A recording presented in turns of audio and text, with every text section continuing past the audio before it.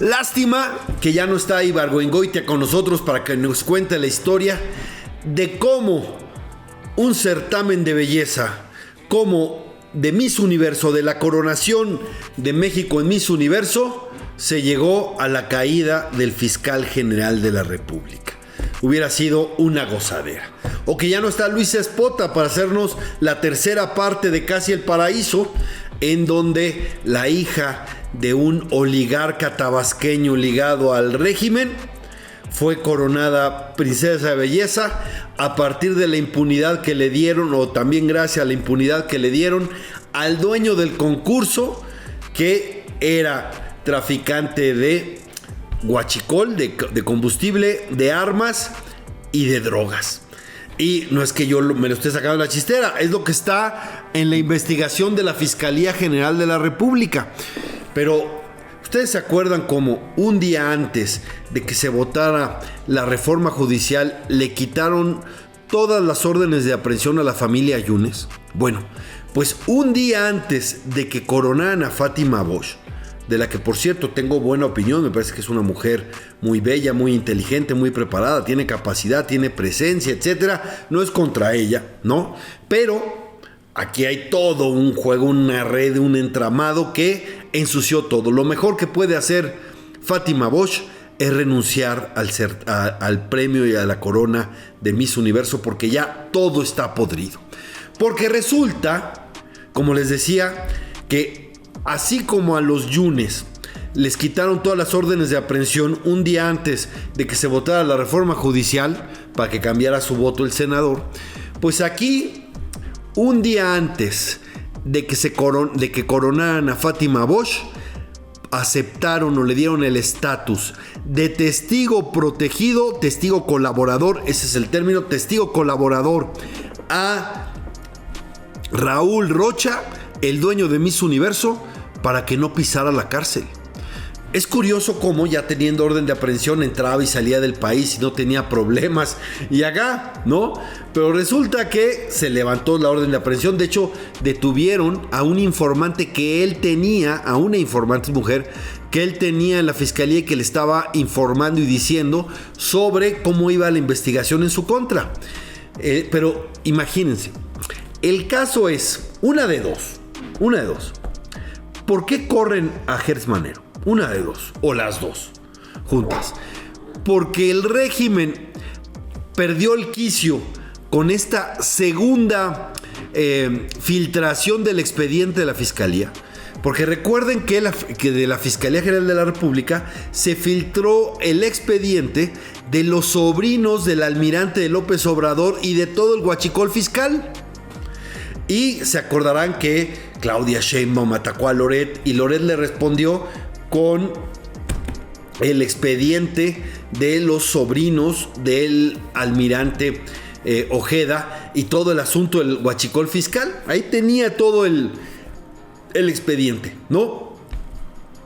O además, pues está el asunto obviamente también de la barredora y aunque eso es aparte porque están diciendo que Adán Augusto fue el gran artífice de este cambio, pero en este punto resulta que se filtra el expediente de Raúl Rocha. Y entonces puede ser que se hayan enojado tanto porque imagínense el escándalo de Raúl Rocha, que es el dueño de Miss Universo, donde ganó la mexicana, y además pues traficaba, insisto, combustible, drogas y armas en México. Y en la frontera sur, donde trabajaba la barredora, por cierto. O sea, vayan uniendo los cabos.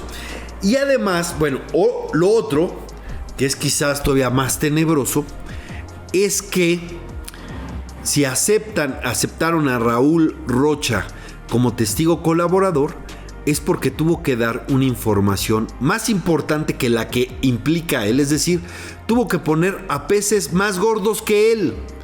Porque si no, no podrías tener el estatus de testigo colaborador. A él lo procesarían y lo van a dejar libre, ¿no? Alguien diría que pues también se explica por lo del resultado del concurso, pero el caso es que tuvo que empinar a gente muy importante para ser aceptado como testigo colaborador. Y quizás eso también puso en pánico a la 4T y a Morena. ¿A quiénes fue a empinar? ¿Qué es lo que va a declarar? Y entonces hacen una medida fast track, rompiendo todos los procedimientos para sacar a Gers Manero. Necesitaban su renuncia, si no es un procedimiento más largo. Y la renuncia no llegó. Cuando llega la renuncia, Gers Manero dice que es porque va a ser embajador. Nada más que las renuncias solo se aceptan por causa grave. Es una causa grave que le vayan a dar una embajada. Esa es la causa grave para que renuncies. Pues es un absurdo.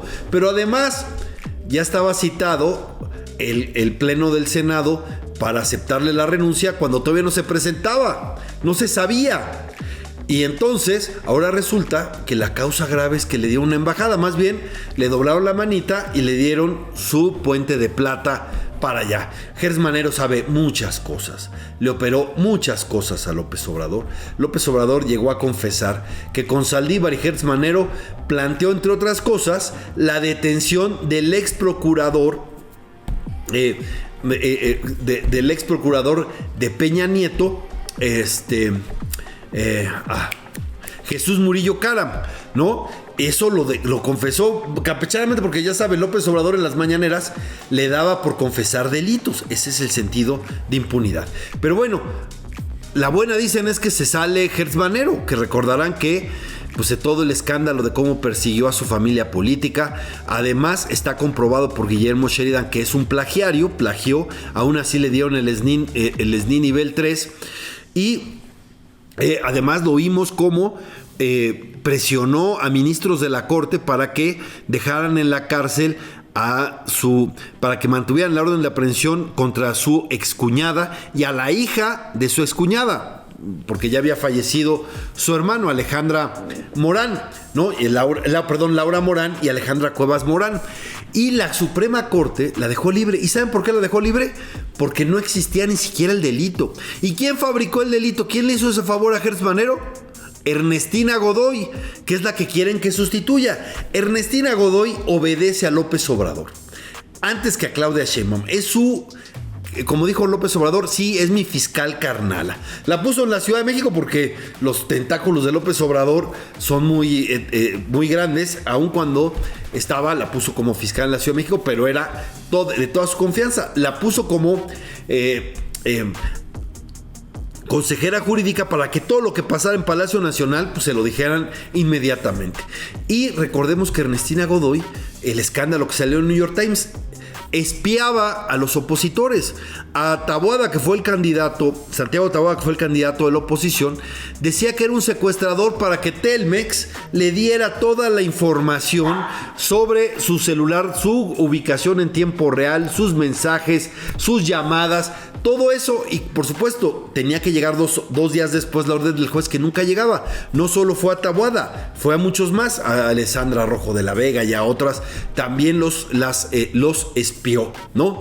Y obviamente pues persiguió a la oposición. Era alguien absolutamente faccioso que fabricó delitos y que pues servía al López Obrador mientras los expedientes se archivaban. Es decir, hay ineptitud, hay corrupción y es facciosa. Es decir, todo lo que quiere el obradorato de una fiscal.